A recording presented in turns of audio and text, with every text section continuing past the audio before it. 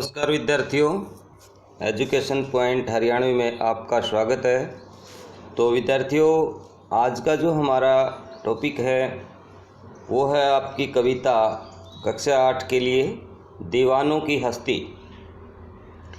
इस कविता को भगवती चरण सिंह वर्मा ने रचित किया है और इस कविता में कवि ने दीवानों की हस्ती नामक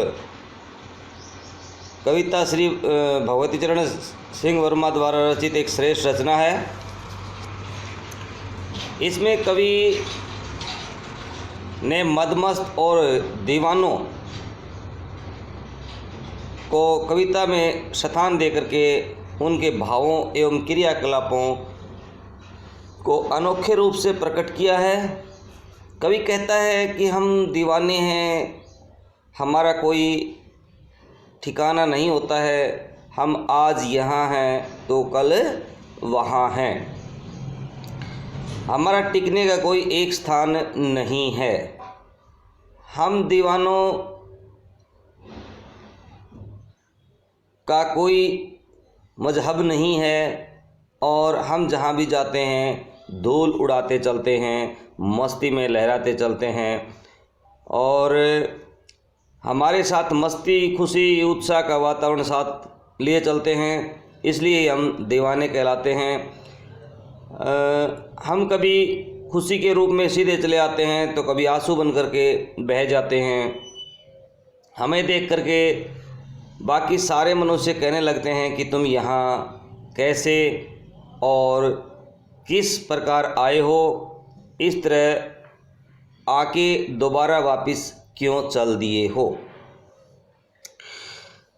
तो हम संसार से कुछ ग्रहण करते हैं और अपनी कुछ सीख उन्हें दे करके वापस जाते हैं। दो बातें करते हैं, उनसे खुशी मिलती है और किसी बात से रोना आता है, लेकिन फिर भी दुख या सुख के क्षणों को पी करके हम एकमात्र उत्साह भाव के को लिए हुए आगे बढ़ जाते हैं। तो यहाँ भाई कवि है ना, वो कहता है कि भिखारियों की संसार में पूर्णतः स्वतंत्रता के बाद अपना प्यार दूसरों को लुटा करके हम चल देते हैं, क्योंकि अपने हृदयों पर तो कार्यों की असफलता का भार है, उसको लिए हम चल रहे हैं। अब हमें मेरा तेरा कुछ नहीं दिखता है, बस ठहरने वाले खुश रहें, हम तो पूरी दुनिया से बंधन तोड़ करके चले हैं और आगे चल ही पड़े हैं। तो प्रिय विद्यार्थियों, ये मैंने आपका मोटे मोटे शब्दों में इसका सार रूप है वो आपको बता दिया है। अब हम इसका अनुवाद करेंगे और अनुवाद में पहले हम इसका प्रसंग सीखेंगे कि हम प्रसंग कैसे लिखते हैं। तो प्रस्तुत अवतरण हमारी पाठ्य पुस्तक वसंत भाग 3 की कविता दीवानों की हस्ती से अवतरित किया गया है।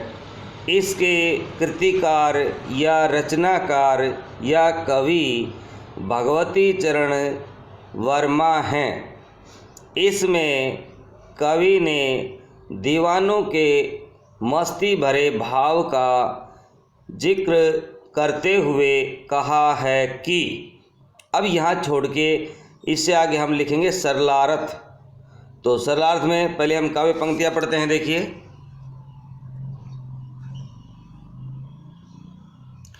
हम दीवानों की क्या हस्ती है, आज यहाँ कल वहाँ चले, मस्ती का आलम साथ चला, हम धूल उड़ाते जहाँ चले।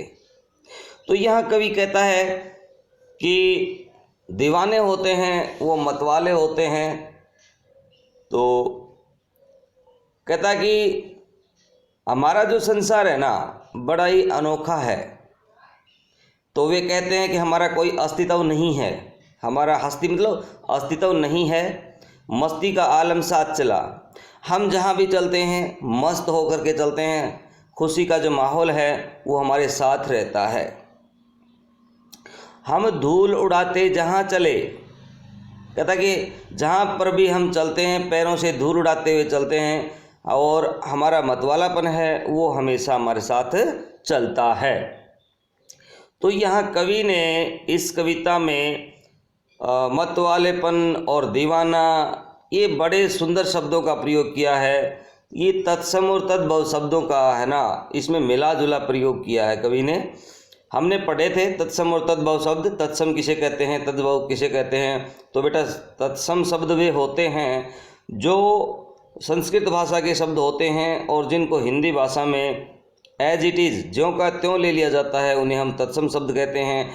और जो संस्कृतनिष्ठ शब्द रूप परिवर्तित होकर के हिंदी भाषा में आते हैं तो उन्हें हम तद्भव शब्द कहते हैं। तो यहाँ कवि ने अपने मित्रों को और स्वयं को क्या कहा है, दीवाना कहा है। कवि कहता है कि उसका कोई ठौर ठिकाना नहीं है, जहाँ भी चाहता है जिस ओर भी चाहता है वह चल पड़ता है, और कवि के साथ उसका जो मतवालापन है वो भी साथ साथ ही चल देता है। आइए बढ़ते हैं अगले पद्यांश की तरफ। आए बनकर उल्लास अभी, आंसू बनकर बह चले अभी, सब कहते ही रह गए अरे तुम कैसे आए कहाँ चले। तो प्रसंग इसमें भी इसी तरह से पूर्ववत रहेगा जो हमने पहले बताया है। तो इसमें कवि कहता है कि आए बनकर उल्लास अभी, कि हम अभी खुशी और उत्साह का वातावरण लेकर के आए थे। आंसू बनकर बह चले अभी, और कभी हम आंसुओं के रूप में बह कर के निकल लेते हैं। और जब हमारा ये स्वरूप दुनिया के लोग देखते हैं, यानी हंसी खुशी के साथ हम आते हैं और आंसुओं के रूप में हम चले जाते हैं, तो हमारा ये रूप है ना देख करके क्या कहते हैं, सब कहते ही रह गए अरे तुम चले कैसे आए कहाँ चले, कि तुम इतने उत्साहित होकर के यहाँ कैसे आए थे और तुम वापिस कहाँ और कैसे जा रहे हो। तो यहाँ कवि ने इस कविता में ये विशेष के रूप में लिखने की बातें होती हैं भाई, कि इस कविता में कवि ने खुशी और दुख को आंसू के रूप में बह जाने की बात कही है, वहीं तत्सम और तद्भव शब्दों का प्रयोग किया है। और कवि ने प्रश्न शैली का भी सुंदर प्रयोग इसमें किया है। आइए बढ़ते हैं अगले पद्यांश की तरफ। तो किस ओर चले यह मत पूछो, चलना है बस इसलिए चले। कवि कहता है कि हम कहाँ जा रहे हैं, किस ओर जा रहे हैं, हमसे ये सवालात न किए जाएं, ये न पूछा जाए। हम इसलिए चल पड़े हैं कि हमें तो सिर्फ चलना है, आगे बढ़ना है। जग से उसका कुछ लिए चले, जग को कुछ अपना दिए चले, कि हमारे पास जितने अनुभव थे, जो अनुभव हम दुनिया के लोगों को दे सकते थे, वो अनुभव हमने दुनिया के लोगों को दिए, और कुछ दुनिया के लोगों से हमने सीखा और हम यहाँ से विदा हो लिए। यानी कुछ इस संसार को हम गुण देकर गए हैं और कुछ गुण दुनिया के हैं ना वो हमने साथ ले लिए हैं। तो इसमें भी भाई कवि ने कुछ सीखने और सिखाने का है ना सुंदर प्रयोग किया है, वही तत्सम शब्द तद्भव शब्दों का भी सम्मिश्रण किया है। आगे चलते हैं, देखिए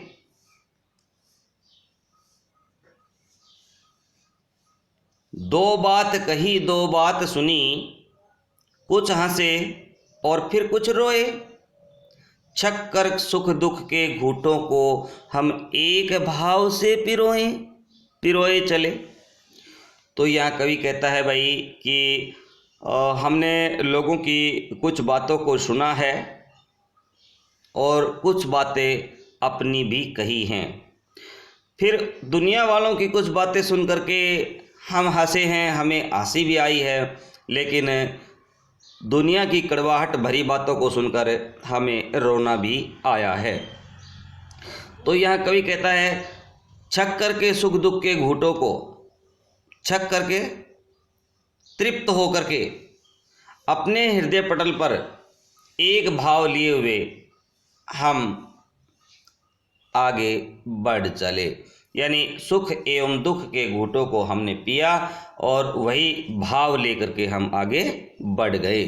तो कवि ने यहाँ सुख दुख और घूंट को छक करके पीने की बात कही है। सरल बात यानी सरल साधारण शब्दों में कविता को सुंदर बना दिया है और भाषा सहज एवं सरल है। आइए बढ़ते हैं अंतिम पद्यांश की तरफ। अब आगे कहता है, हम भिखमंगों की दुनिया में स्वच्छंद लुटाकर प्यार चले। हम भिखमंगों की दुनिया में स्वच्छंद लुटाकर प्यार चले। तो यहाँ कवि है कि भिखारियों के इस संसार में स्वतंत्र भाव से अपने प्यार को लुटा करके हम चल पड़े हैं। हम एक निशानी सी उर पर ले असफलता का भार चले और हमने दिलों पर निराशा और हताशा का भाव, दोनों निशानी हैं वो ले ली हैं और हम चल पड़े हैं। यानी हम निराशा और हताशा के रूप में असफलता को बटोर रहे हैं। असफलता का भार लिए चले, तो निराशा और हताशा का में असफलता का भार हम लेकर के चल पड़े हैं। तो भाई इसमें कवि ने सब पर अपना प्यार स्वच्छंदता से लुटाने की बात कही है और वही तत्सम एवं तद्भव शब्दावली का इसमें प्रयोग किया गया है और भाषा सहज सरल एवं प्रवाहमयी है। विद्यार्थियों, वीडियो को शुरू से लेकर के आखिर तक ज़रूर देखिए। यदि आप मेरे चैनल पर नए हैं तो चैनल को लाइक, शेयर और सब्सक्राइब करना ना भूलें। आप बने रहिए मेरे साथ और अपना हिंदी का जो सिलेबस है करते रहिए। तो आगे कहता है, अंतिम पद है, अब अपना और पराया क्या, आबाद रहे रुकने वाले, हम स्वयं बंधे हैं।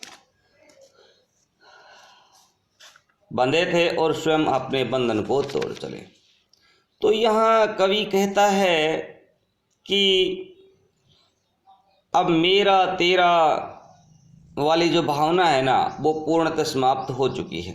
यानी संसार में ना कोई अपना है ना कोई पराया है।